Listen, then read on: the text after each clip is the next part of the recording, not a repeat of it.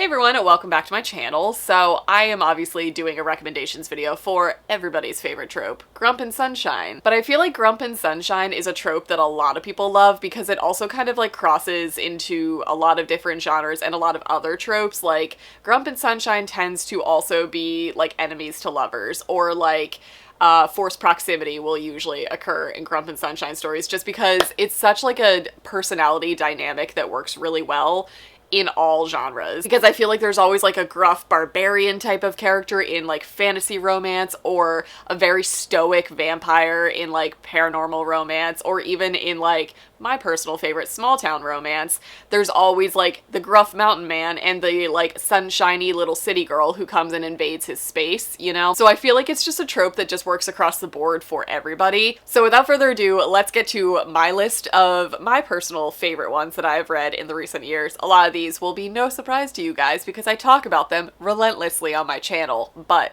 let's get started. Obviously, first and foremost, we can't talk about this trope without talking about one of my favorite series of all time, the True North series, and Grumpy Griff.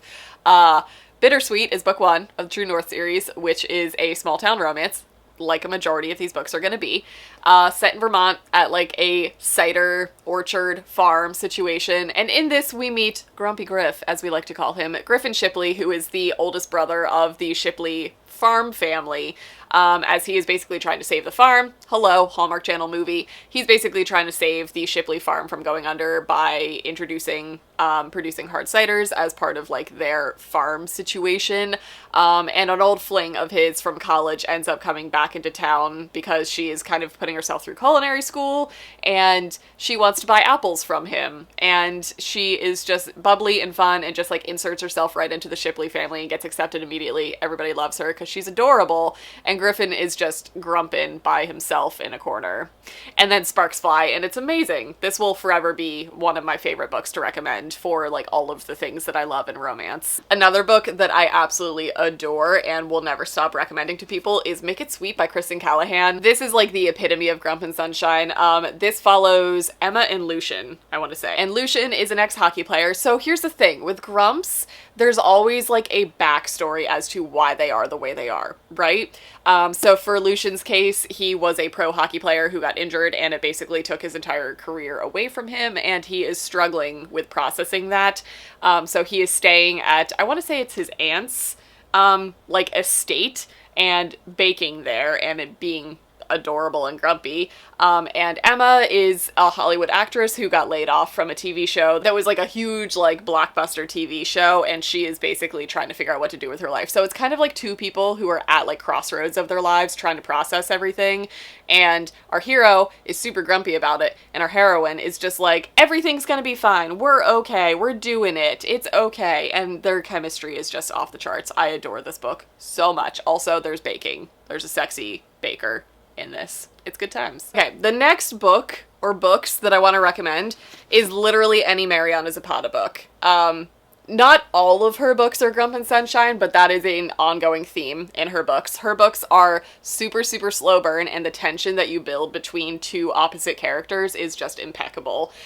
These two in particular are my two favorites of this trope by her. Colty is like an age gap soccer player and coach story, and all roads lead here is obviously small town romance. You guys know by now most of my recommendations are small town romance, but this is basically like a girl who moves to a small town in Colorado and is trying to like reinvent herself. Pretty much any Mariana Zapata book would also classify as Grump and Sunshine. It's like an ongoing theme that she has, like Walla Winnipeg in particular, Wait for It also.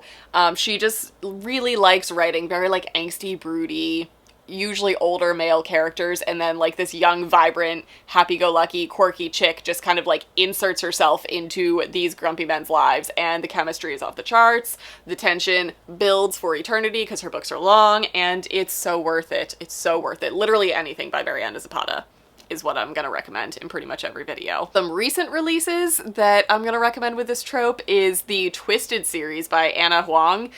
Twisted Love and Twisted Games both kind of follow this trope. Book one is Twisted Love. This one is more dark. This is like a baby dark romance.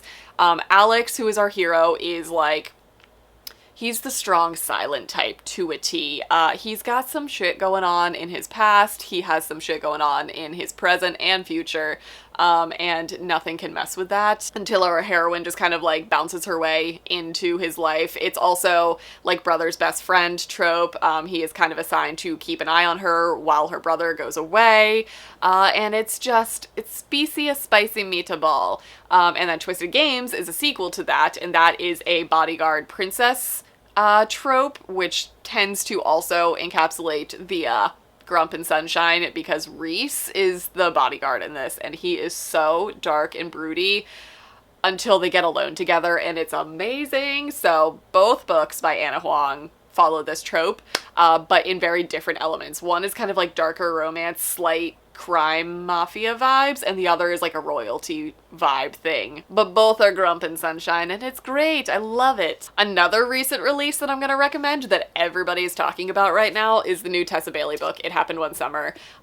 This is Tessa Bailey's nod to Schitt's Creek, so if you were a fan of the show Schitt's Creek, highly recommend this, because Piper is based off of Alexis Rose, and she is not as like bimbo-y as Alexis is, but she definitely starts off there, and her mannerisms are just perfect. Like, there's a lot of like limp wrists, and it's just, this book made me laugh so much. This is basically a contemporary romance book version of Schitt's Creek, but just following the girl, like Alexis / Piper. Piper basically is like a social media influencer, socialite, huge following from LA, gets sent to a small town and meets Sea Captain Brandon, who is the grumpiest of grumpy characters, and it's just impeccable. It's a really good, wholesome story that will also make you laugh. Combination of these two is just perfection. It was so good. Also, Tessa Bailey still just is the queen of like dirty talking, sexy scenes. I love Tessa Bailey books. They're so good. And y'all know that I couldn't make it through this video without recommending another one of my favorites of all time. As you guys can see, I have an ongoing theme of like small town romance tends to be the grumpy sunshine trope. The Simple Wild by K.A. Tucker is very similar to that one that I just described. It's also similar to All Roads Lead Here, probably bittersweet. Big city girl, lots of energy, lots of happiness, comes bouncing into town and just kind of disrupts the way of life and basically gets accepted into a small town. But Jonah in this, Jonah will forever make me swoon. This is like one of the first romances that really got me into the genre.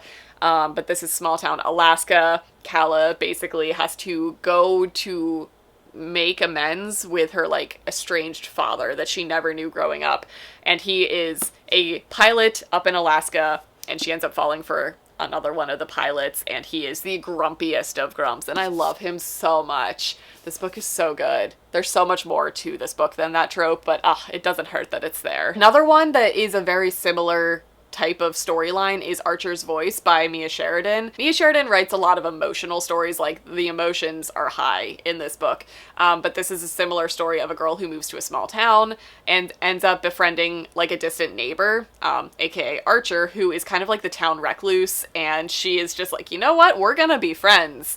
And Archer also is mute in this book, so they kind of have to learn how to be around each other over that obstacle, and it was just impeccably done. She just like brings him out of his shell. There's just like tension and emotions and feelings, and it's just great. Mia Sheridan's definitely an author that I turn to when I want to like get in my feels.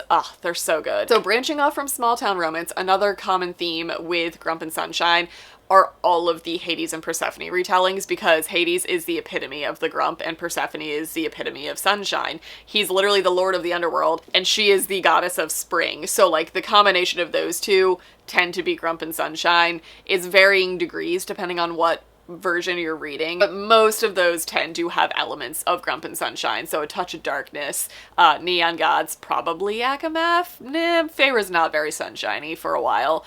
But basically any Hades and Persephone retelling is also going to encapsulate that vibe as well in a very different feels from small town. And then I have an honorable mention that I don't think really encapsulates Grump and Sunshine as a story and as the series progresses. These two characters are kind of always cemented in my mind in the state that we met them in, which is Grump and Sunshine, and that is Ox and Joe from the Green Creek series, specifically Wolfsong. This is their story. Ox, I don't consider Ox super grumpy, but Ox is just a very quiet type of character, but Joe will forever be little Joe with candy canes and pine cones and epic and awesome, and that is just like the epitome of a sunshine character to me. Do they get hardened as the series progresses? Yes, they do evolve and they kind of break out of those stereotypes, much like a lot of these characters that I'm recommending in these books. But this one will forever just kind of like hold that place of like where they started, and they are totally Grump and Sunshine, and I love them so much. Joe is so much sunshine and I love him so much. So those are my recommendations. This is kind of an ongoing thing that I always look for in books, so I probably have endless other recommendations, but if you have any that you haven't seen me talk about, let me know down in the comments, because it's something that will always work for me. It's one of my favorite tropes to read about. So I hope you guys enjoyed this, and I'll see you guys in my next video.